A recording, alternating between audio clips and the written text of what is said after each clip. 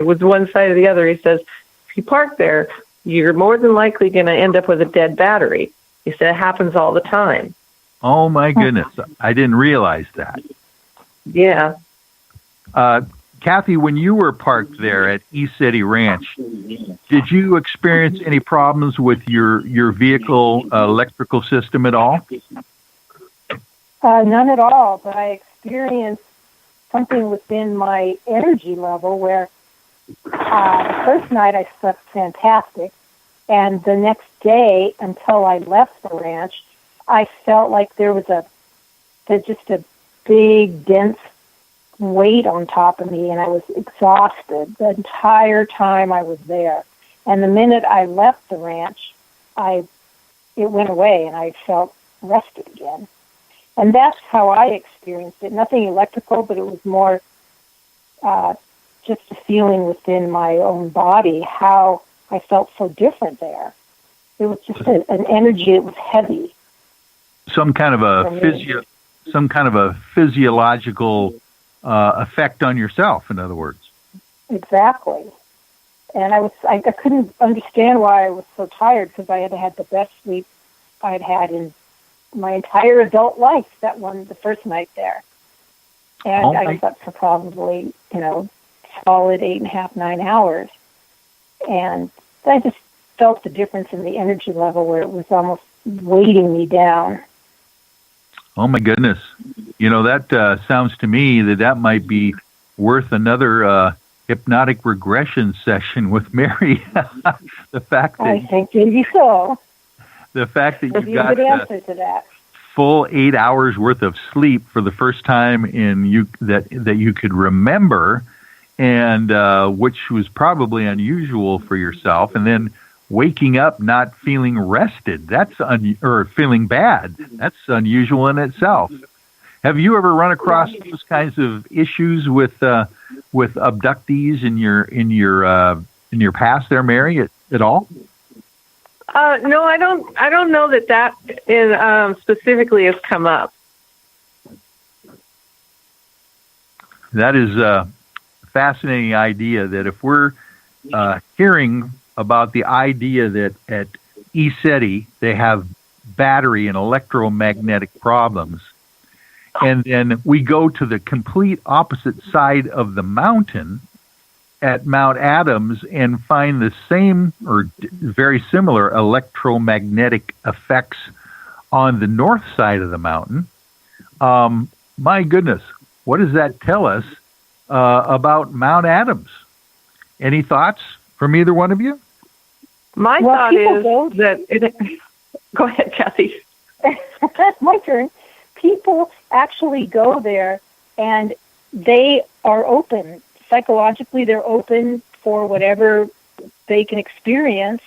And when you're in that environment and there are so many people there and that energy is going around, then those different energy levels and entities and all kinds of different vortexes, they open up for you. And it's a conglomerate group that go there, and they're on the same wavelength. And like I said, they're open for those things. And when you're open to them, that's when they come to you. So I'm kind of not surprised that all these unusual things occur in that location. And that's a good thought. There's another aspect of the ECETI Ranch that we haven't even talked about yet that might be tied into this whole idea. Do either of you remember when Lee Strauss, our cameraman, was manning the actual cameras themselves on the tripods, and all of a sudden he ducks and he waves his arm over his head and says that he almost got hit by some kind of a fast-moving orb? Oh, yes, I remember that. Yeah, I remember him talking about that. One of the women that was standing next to me that night at that exact sky watch, she was taking pictures, and I looked at her camera, and there were orbs there right all around the field where we were watching that night. We were watching Mount Adams that night. Oh, my gosh. You want to explain or describe what you saw in that woman's photographs? Oh, I'd love to. her name is Karen, and she's from Portland. And she was taking pictures with a digital camera. And she goes, "Oh, there's some orbs." And I said, "Oh, can I see?" And she showed me the picture. And not only were there orbs, probably above head level, but there was a gray figure. It was a head and the upper torso of a man. Oh, my goodness. I immediately saw that. I said, "Look, there's a person. There's a spirit." And she looked and she said, "Yes. Oh, my gosh." And she said that she photographs and spirits do show up in her pictures, but it was as clear as day. It was the head and then the upper 3/4 of his body. And would this figure have been inside the orbs, or was this outside the orbs, and the orbs were still around that figure as well? So it was on the left side of the photo, and the orbs were on the upper right side of the photo. Oh, interesting. Yeah, and she said she captures them quite often, and at that location or any other locations? We were just talking about that location she was referring to.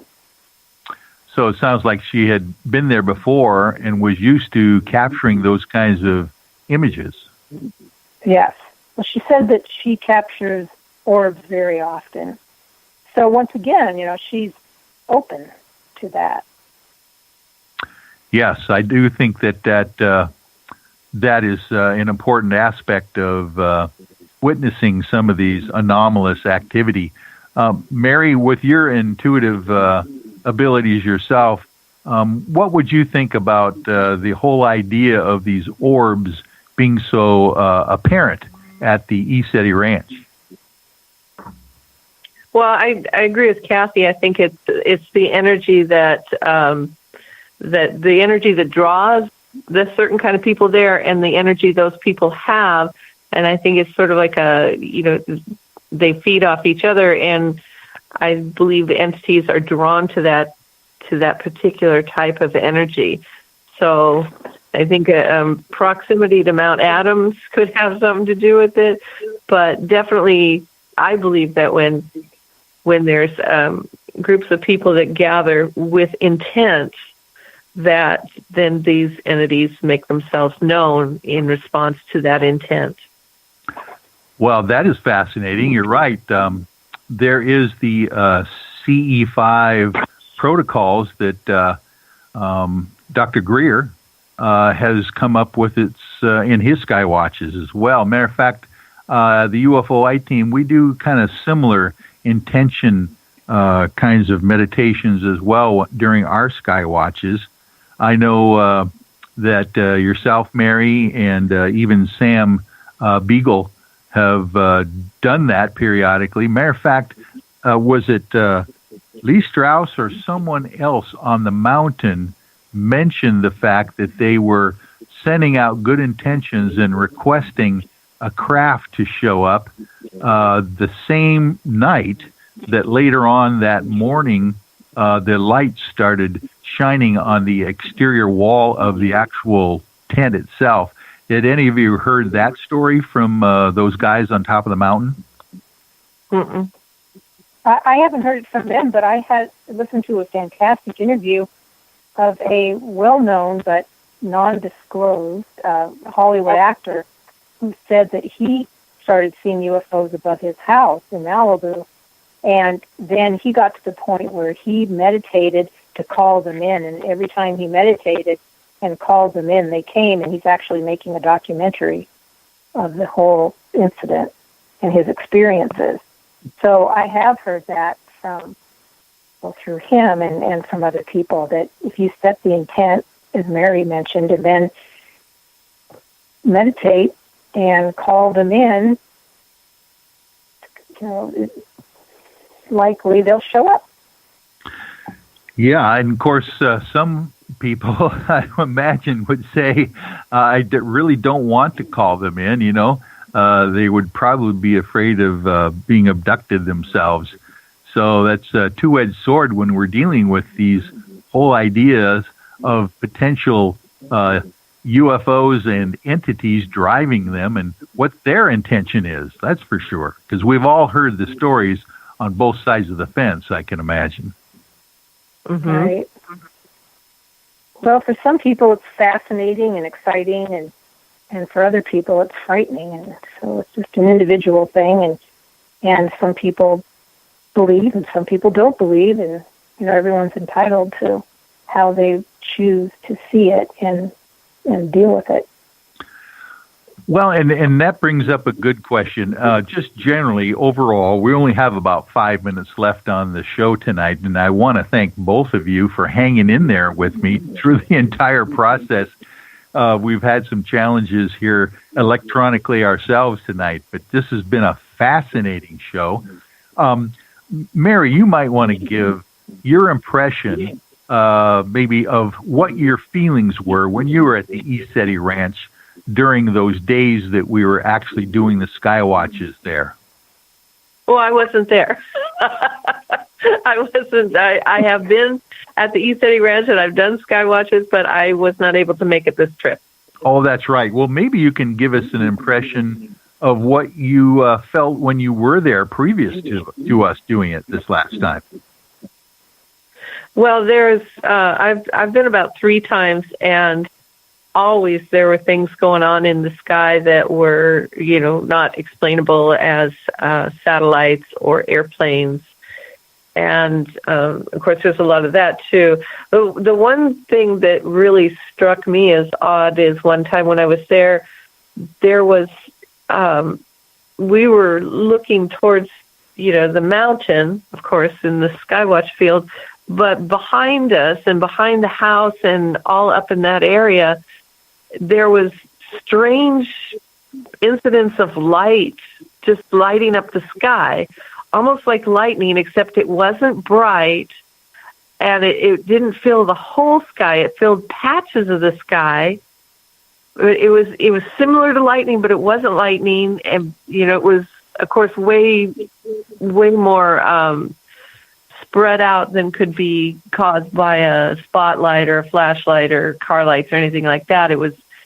It's hard to explain, but it would just flash in one area of the sky and then flash in another area of the sky, and it would just be a diffuse light over maybe a quarter of the sky behind the house, and then in another section a little bit to the left of it, and then maybe a little bit above. It was really bizarre. I don't know what that was.